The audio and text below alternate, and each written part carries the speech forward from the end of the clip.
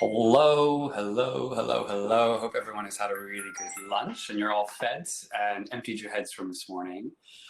You now don't need to hear me talk for much longer because you've got someone else far more interesting and experienced than me to listen to. So without further ado, I'd love for you all to meet a friend called Rob Casey. Rob, I think the first time I ever met you was in a McDonald's on the old Kent Road, and we were both going to look at some scenery for Light Princess at the National Theatre Studio. And we got some chicken nuggets together. Rob is a very accomplished lighting associate and has worked for people like Polly Constable, Patrick Woodruff on massive shows for a very long time. And he's now set up his own company to kind of do a bit of that, supporting lighting designers, which we'll tell you more about that. But Rob, I think it's important that everyone gets to know you and who you are. So why don't you just tell us, how did you get into all this whole racket? What was your first job as an assistant like, and how did that all come about? I started, when I left uni, I went and I was the deputy chief, or rather the deputy head of lighting at Billy Elliot in town, and I was there for 18 months. It was lit by Rick, obviously, who's fabulous, and said, and I think after 18 months, the West End, as I'm sure some of you will know or will learn to know, you either sort of work there for 12 to 18 months or you work there for 12 to 18 years. You just end up being there forever. And I emailed Rick and said, I think it's good for the show and good for me if I would move on. I'd love to be an assistant or an associate with anything that you're doing or anyone that you've regard as a designer that needs any assistants or any associates. And he sort of put my name out, and then I think in the meantime, I'd emailed, like we all do, various people, John, Clark, Rick, Paulie, Mark, Hugh, and I'd like met them for coffee and things like that, which is also really important. Everyone should do that. It's good to look. And also I realised I've just done it, and it's the irritating thing that we always sort of refer to everyone in the industry by everyone's first name, and lots of people won't know who that is. That's fine, but the way you meet people is the way you know people is by meeting people. And so when you go and have a chat with Pauline and she talks about someone else's work, she might talk about, did you see this when you told that Mark lit? And you just sort of have to know that's Mark Henderson because you've done your research about what show that is. Anyway, that's an aside. It's really important. I used to make flashcards. I used to make flashcards. Anytime I go see a show, I make a flashcard and write down the creative team, and I had a big box of them, so I could just... I think, yeah, if anyone ever asks me what the thing they should do is, it's learn, all the shows that are on, obviously now it's a bit weird, but all the shows are on, learn who directed, designed it, lit it, who did the sound, because you'll be in a pub and talking to someone and you get as you and Joe mentioned this morning, like the networking is so important. You'll feel much more confident, and indeed you are genuinely much more educated if you're in a conversation in the bar in the Alameda and somebody says, did you see the show at the National the other day that Simon directed? And they went Simon Stone, and you can say, oh yeah, and didn't James like that, Farncombe? And suddenly you've reached a whole new conversation, which you only got because you may not have seen the show, but you just read it, and that's fine. But yeah, flashcards, exactly. Anyway, so I met Paulie, and she, at the time, her associate was about to have a baby, but I'd done all the prep work for Phantom, and so this was the Phantom of the Opera Tour 2011, the new slightly reimagined one, which didn't last very long. And Becky had done all the paperwork and all the prep and all the plot and everything, and they just needed somebody to come on board and be her when she couldn't be there in the theatre. So I was brought on board as the assistant. And I did that so I was in Plymouth for 6 weeks doing Phantom, and then at the end of it, we said, oh, actually, we'd like to become the associate on the show and then relight it on tour. So then I relit that, and then I relit Oliver for her, the same thing, doing like 6 weekly moves, which you learn. That was about the time you did Light Princess, right?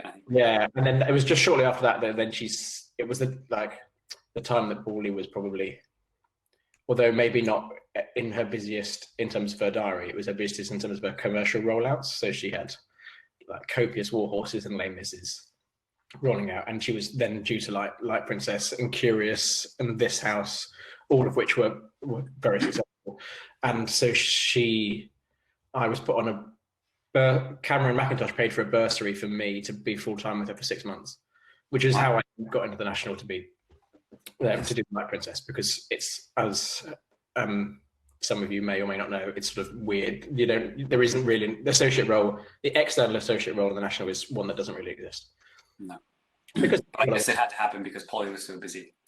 Yeah, exactly. Yeah. So I was with her then, well, up until 2017, really. So 5 years. But I think Joe mentioned this morning, it's so hard for a designer to either convince a producer that they need an associate on a show, or indeed have to pay that out of their own pocket. It just happened. So I suppose I was just lucky at that time that Paulie was in such a position that there was enough shows around that she could. She was in demand. She could ask for an associate on every fifth show, and that would sort of keep me through the year. And then I was full time there. So, which I learned an enormous amount from her. Yeah, great. Well, so take us back to Fenton that first time. What was it like, your first assistant job? And what did you do? Responsibilities? I'd never really done it. I assisted Hugh Vanstone on a play in the West End before, while I was at Billy, and I was covering Tim Lutkin, and I was doing just doing work notes, and I think I had some focus notes, and that was it. It wasn't huge, but it was like really good experience, and you learn all about the Cannes etiquette and what you should and shouldn't do as an assistant in the theatre. And she was a really good person to learn that from, because she's very nice but very firm. And then I went down to Plymouth and thought, I'm really out of my depth. This show is absolutely enormous, and I've never done a UK tour of that size as an assistant. This is the first time I will have assisted Paulie Constable, and at that time, and maybe still now, people might regard her as like one of the best in the country, if not the world. And then I thought, and then the production manager's coming up and asking me, we just need to cut some holes for the footlights. Is it okay if we just do those 200 mil from the front edge of the deck? And me very confidently saying yes, and thinking a lot of people coming in, based on my call. But there's a bit of faking it till you make it, for sure. Yeah. If you're careful about it. Yeah. So it was. That's great. Yeah, it was. I suppose scary because it's so big, but you just have to jump into it and run with it. And all the designers are, especially on a new show, you're not there on your own. So you're sort of there because you're there as a compatriot for the designer. It's quite it's a nice way to learn and bond very quickly, because you're working. There's people that ask for help, right? Or you can sit on a break, and that's when you ask the really the questions that you've been dying to ask all afternoon. Yeah, and I used to do when I was then updating Becky's plot throughout the process when we were changing things, and I was very aware that I didn't really at that point have a style of drafting. Becky did, but I was sort of just adding to her plan, and so I went to Ian Moulds, who was the production electrician, who's sort of one of the West End legends for those who don't know, and he was there as a sort of father figure to me through that whole 6 weeks of saying, like, I'd go to him every break and just say, is this the sort of thing you'd want to see? Is this the sort of thing you've seen before? Would it be better if I put it like that? And we spent all the whole time just working it out. And so I was like, yeah, Paulie's absolutely, I learned loads from him, loads from her, but Mouldsy is the person that sort of helped me. Well, that's great. One of the things we talked about this morning was ask for help. Yeah. Always ask for help, and actually, it can really flatter people. I'm sure he was a little bit flattered that you could help. Yeah, without a doubt. Yeah, I'm sure. Yeah, and he won't live it down. And I won't live it down. Of course, yeah. Well, so now take us through. So that's your early days being an assistant. When do you feel like you kind of came into your own as an associate? When were you allowed to sit in the hot seat, so they say? Because of such an intense period of time with Paulie over that 2 or 3 years, we became, and it became after sort of the end of year one, when Curious was rolling out, that it became apparent that there wasn't enough of Paulie to have her in the world to do the amount of shows that she needed to be in. So it then got to, from 2013 through 2016, it was either me or Paulie on a show, which was, so yeah, like another level of worry, or like, oh my gosh, I'm now turning up into, and it was mostly, at that point I did the audience for Rick in the US, and I'd done the first version of Curious in the US for Paulie, and so I just about got the hang of the sort of bilingual nature of we're us two are quite good examples how you call a source for Alico and things like that, and Rick coming over going, I've got no idea what you're talking about, and so I just about managed to do that, and so then it became any Paulie show that was in the US I was sent over to do, and so I did a couple of US tours for her, and as the associate in replacement, I suppose. Yeah, I'm sure there's, because it's so there's so many strands of what you could be as an associate, one of which that I ended up being not by design, just by, that's what it had to be, was that I was there instead of her for maybe never on a new show. Well, that's not true, but maybe mostly not on a new show. The only time I've ever done it on a new show is when she slipped a disc in her back when we were doing Half a Sixpence in Chichester, and she couldn't come. So it was cue me and Warren Lesson sitting at the production desk. Making it look pretty. Frantically trying to create the show from her notes. Yeah. God. Well, that sounds like a fun adventure. So when you represent her, is it clear that there are limitations in sort of what sort of decisions that you can make? Is there an example you could have of like, this is something I couldn't decide without phoning home, Yeah, I think so. Yeah, I don't know where that. I don't think it's a hard line. It's something that I think it's probably gut instinct usually, where you go, you can make a decision about something that you've either previously both talked about, or actually the end result of the show is only going to benefit from whatever this decision might be. But there might be things like the electricians might start to bother you halfway through the process, that there's 8 5Ks sitting upstage right that have never been turned on yet, and can they take them down because they rig them every day and they break. And then that's when I'd be hesitant, because I'd think, well, I'm doing this, but in 2 weeks' time she's going to turn up and do 2 previews and note it, and then she's going to go away and do another show. If in those 2 previews she says, could we put all those 5Ks on, and they're already in the track, yeah, then we all look stupid. So I think I've done that maybe once or twice, and I've really regretted the decision. And it's different designers are different people. Different designers are sort of throw their trust in you in different ways. And I think Paulie's much less of the. If you've made a decision, she'll probably thinks that if you've made it for a good reason and you could justify it to her, then she's usually supportive of it. Some designers will be less so, but yeah. That's good.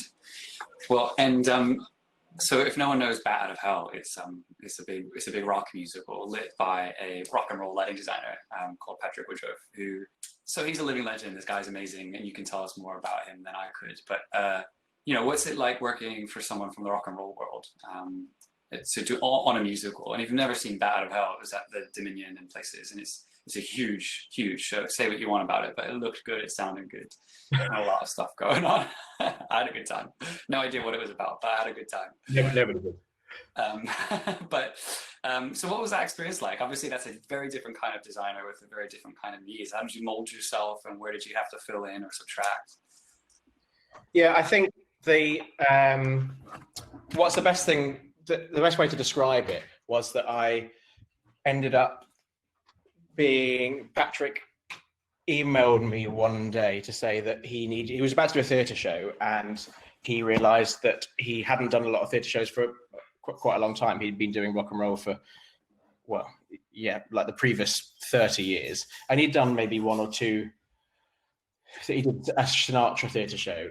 Hey Rob, your camera's gone off, just so you know. I don't know if that's... hang on. There you go. He did a Sinatra theatre show, and he did, I think, 1 or 2 others, but nothing of the like really traditional theatre sense. It was always a sort of hybrid. And he said, I sort of in a weird way, I knew lots of people that work for Woodruff Bassett. So his company is made up of him and Adam Bassett, his original associate, who's now his business partner.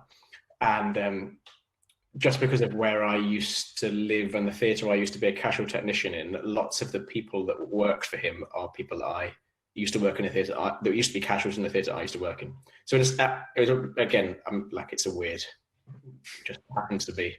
It's always a weird way. It's always I think it's sort of slightly two-pronged attack. The people that work for him, and also Paulie, who he had previously done the Les Mis concert with. Right. Said, you should use Rob. He's a really good theatre associate, and you could. I'm sure you'll get on really well.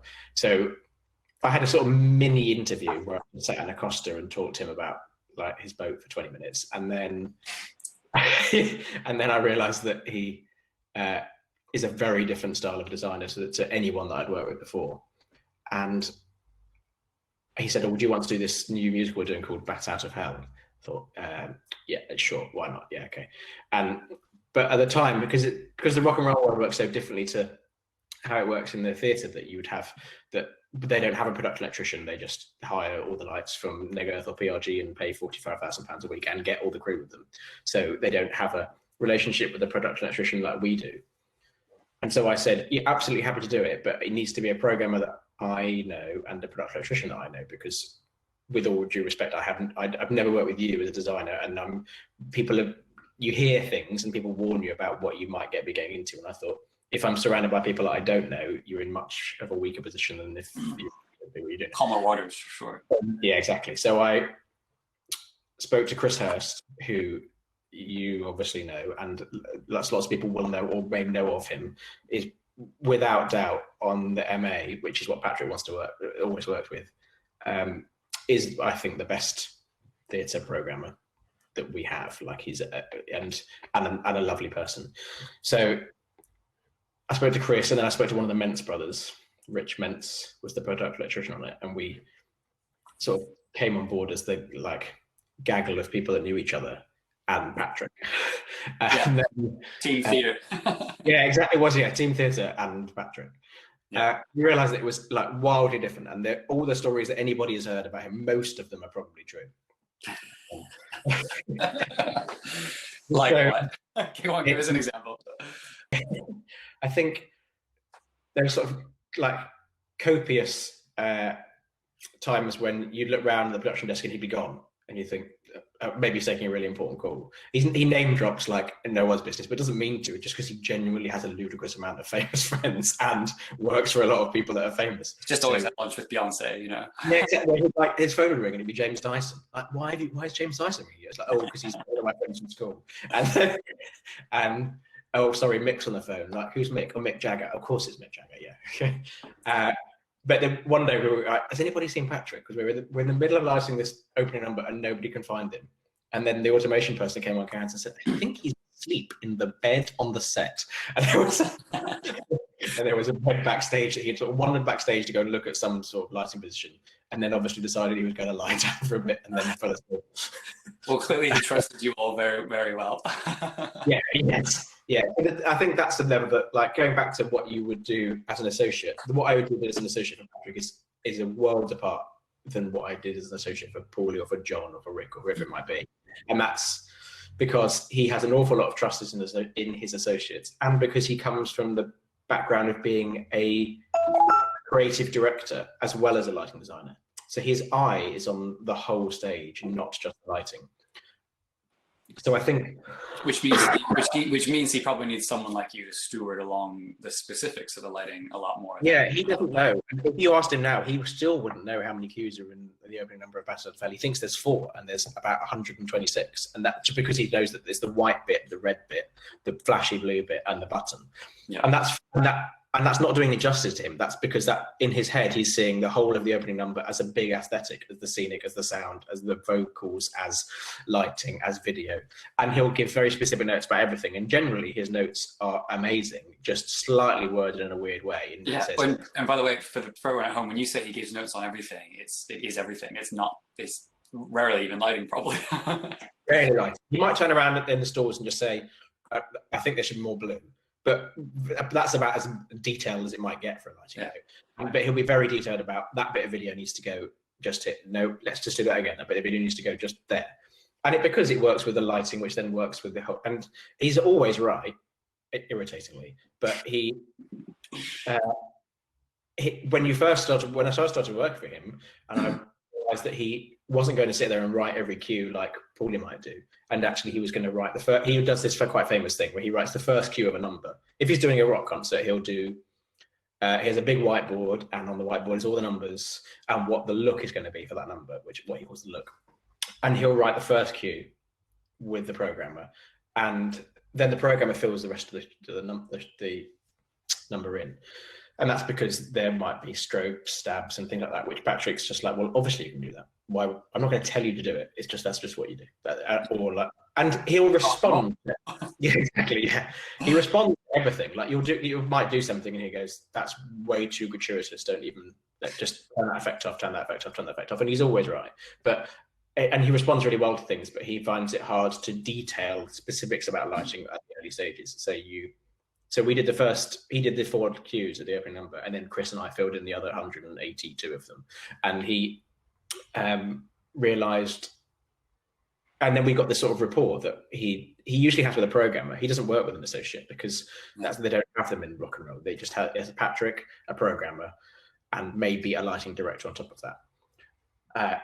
So he's never used to working with someone. But then we realized that we both got on really well with each other, and we got to the point sort of 2 or 3 weeks in where we could take the mick out of each other, and we could, and I could second guess what he was going to say, and he could second guess what I was going to say. He loved the whole discipline of theatre, which doesn't exist in rock and roll. He loved he'd show with a microscope sort of thing. Yeah, exactly. And even the fact that we have cans, like they don't have cans.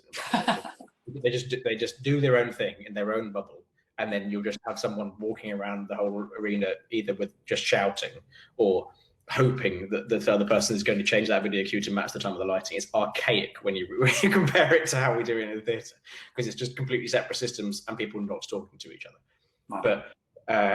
But because we had cans, he loved it, because then he suddenly realised he could gossip to the entire creative team. So he'd punch all 4 channels in and just start talking. And Chris and I would often just be like, "Just shut up, stop. We don't care about the time you were in Cher's bedroom. We're trying to light the second." Exactly. Wouldn't he also just be like, "Well, I'm going to dinner with Madonna," but exactly. Exactly. Yeah, he'll leave whenever he wants to leave, not because the break is there. It's like, well, it's an. But also, what I think in a commercial environment, it sounds like what he's also brilliant at is handling the people and the politics, and probably kept that all off your desk. You know, he would. Yeah, I mean, that's how as all shows are. All commercial shows are fueled with politics, as we both know, and lots of people will know, and other people that don't will get to learn to know. It is yeah. And Bath Alpha was big time politics, because it was 3 American producers. Michael Cole produced Spider-Man, and then this was his next venture after that. So it had disaster written all over it before we started. Meatloaf had nothing to do with it, but Jim Steinman had an enormous amount of pressure on what the storyline was going to be, but wanted to do it from America. So we had to set up like a YouTube stream so he could watch the rehearsals every day and give notes.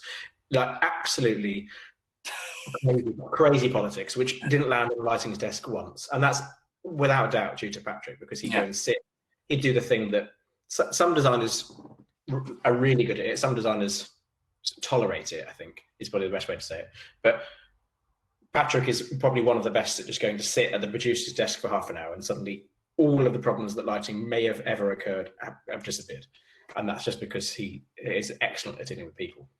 And just trusts his associates and his programmers to carry on doing what they were doing when he was there half an hour ago. And then he'll come back and then he'll say, "That looks terrible, get rid of that." And you sort of can't be precious about it. If you're going to be given the responsibility of doing the whole number, I think the first time I did it, I felt like genuinely gutted when he came back and said, "Oh, I think this is all, like, this bit's all crap. Like, we need to get rid of that."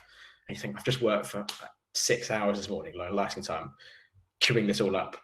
And you think, and you sort of want to fight back, and then you realise that A, it's not your name on the poster, so just get back in your box truck. But also, he's been doing it for like long. He's been lighting shows longer than I've been alive, so there's a good chance that he knows what he's talking about. So yes. We end up doing it, and then he's obviously always right. Or if if I felt really passionate about it now, I could say. But at the time, I think I just went, "Yes, okay, fine." Well, that's great. He sounds like an amazing guy.